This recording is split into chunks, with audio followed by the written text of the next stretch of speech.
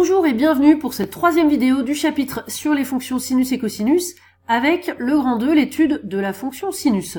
Nous allons voir que la fonction sinus est une fonction périodique et une fonction impaire. Nous verrons ce que cela veut dire. Alors la fonction sinus, elle est définie sur l'ensemble R tout entier, mais nous allons commencer l'étude sur l'intervalle 0π. L'étude, cela veut dire, on va déterminer le tableau de variation de la fonction sinus et tracer sa courbe représentative. Alors, pour trouver le tableau de variation, eh bien, nous commençons par la dérivée de la fonction sinus. Donc ça nous l'avons vu dans une vidéo précédente, la dérivée, c'est cosinus. Et pour pouvoir trouver le tableau de variation, ce que l'on veut savoir, c'est le signe de cette dérivée. Pour déterminer le signe de cosinus, nous regardons sur le cercle trigonométrique. Ici, on est entre 0 et π, donc entre ici, sur le cercle trigonométrique, et ici. Alors, au départ, le cosinus, bien sûr, c'est l'abscisse. C'est le trait bleu ici, le x. C'est l'abscisse du point. Donc quand on démarre à 0, l'abscisse ça vaut 1. Donc c'est positif. Ensuite, quand le point se déplace vers ici, jusqu'à π sur 2 comme angle, eh bien le cosinus est positif puisqu'on est dans cette partie.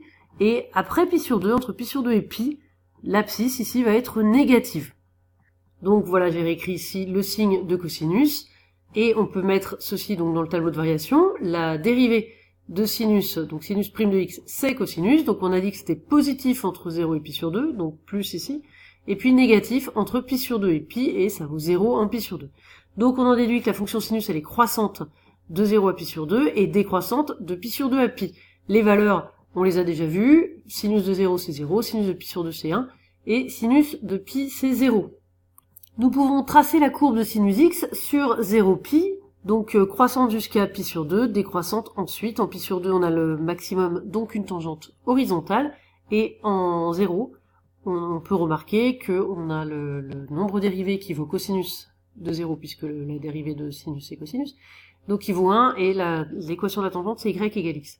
Voilà, on peut calculer les valeurs précises, hein, bien sûr. Ici, on passe à 0,5 quand c'est π sur 6, etc. Maintenant, nous allons étudier la fonction sinus sur l'intervalle moins π, donc 2 fois plus grand que l'intervalle 0π que nous avons étudié juste avant. Alors pour cela, nous n'allons pas refaire une étude particulière, la dérivée, etc. Nous allons réutiliser ce que nous avons vu avant et procéder par symétrie. Voilà comment. On remarque que pour tout réel x, sinus de moins x est égal à moins sinus x. Alors ça, c'est une relation que vous avez vue l'année dernière. Il y a beaucoup de formules sur les cosinus et sinus. Pour ne pas se mélanger, je vous conseille de toujours vous reporter au cercle trigonométrique.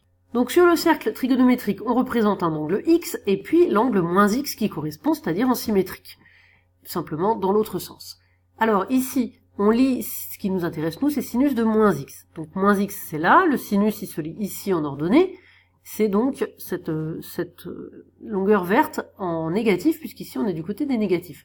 On voit bien que ici la longueur c'est la même que là, donc que pour sinus x, sauf qu'on est dans les négatifs. Donc sinus moins x est égal à moins, c'est l'opposé de sinus x. C'est bien cette formule que l'on a ici. Alors cette propriété, sinus de moins x est égal à moins sinus x, elle nous dit que la fonction sinus est impaire, c'est une définition. Cette propriété donne le fait que la fonction sinus est impaire. De façon plus générale, une fonction f qui vérifie f de moins x est égal à moins f de x, eh bien, on appelle cette fonction une fonction impaire. Et lorsqu'une fonction est impaire, on a cette propriété, la courbe représentative de la fonction est symétrique par rapport au point O.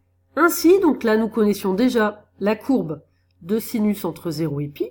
Pour obtenir le reste de la courbe entre moins π et 0, eh bien, il suffit d'appliquer une symétrie centrale de centre le point O, l'origine du repère, et donc une symétrie centrale à partir de cette courbe, on obtient le reste de la courbe.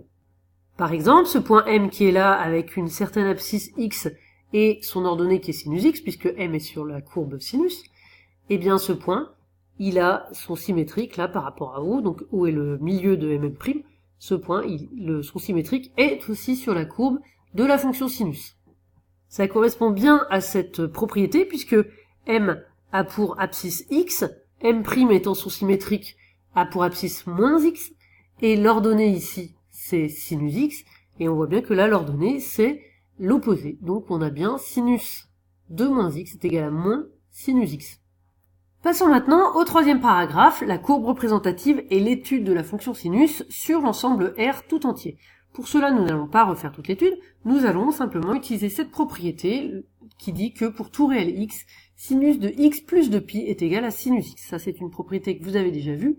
C'est simplement le fait que sur le cercle, eh bien, quand on a un angle, ici c'est alpha, donc c'est pas x, mais si on a un angle alpha, et qu'on prend alpha plus de pi, eh bien, on retombe au même endroit puisque simplement on a fait un tour de plus. Mais comme c'est le même point sur le cercle trigonométrique, forcément, son abscisse cosinus et son ordonnée sinus seront les mêmes. Et ça, on dit, c'est une définition, que la fonction sinus est périodique de période de pi, puisque tous les 2 pi, on retrouve les mêmes nombres. Donc là, on l'a pour x plus de pi, mais on peut le refaire, on peut faire plusieurs tours. C'est pour ça qu'on peut dire que sinus de x plus k fois 2pi est toujours égal à sinus x, pour tout k entier relatif, donc de l'ensemble de z. Et cette propriété, graphiquement, elle se traduit ainsi: la courbe représentative de la fonction sinus est invariante par toute translation de vecteur k fois 2pi i, en particulier par la translation de vecteur 2pi i. Donc là, pour le moment, nous avions la courbe entre moins pi et pi, de là à là. Et bien maintenant, il suffit de répéter cette courbe par des translations. Un petit peu comme une frise, un motif que l'on répète indéfiniment. Donc ainsi, on recopie par translation cette courbe, que ce soit à droite, à gauche, 2pi, moins 2pi, etc. Donc on obtient la courbe complète de la fonction sinus sur l'ensemble R tout entier. Sur cette courbe, on voit bien ce que c'est qu'une fonction périodique qui se répète tout le temps de la même façon. La courbe de la fonction sinus, c'est une sinusoïde. C'est un peu un pléonasme que de dire cela, puisqu'une sinusoïde, ça vient justement du nom sinus. Vous pouvez bien sûr tracer la courbe de la fonction sinus sur votre calculatrice. Attention de bien vous mettre préalablement en mode radian pour avoir les bonnes valeurs pour les abscisses.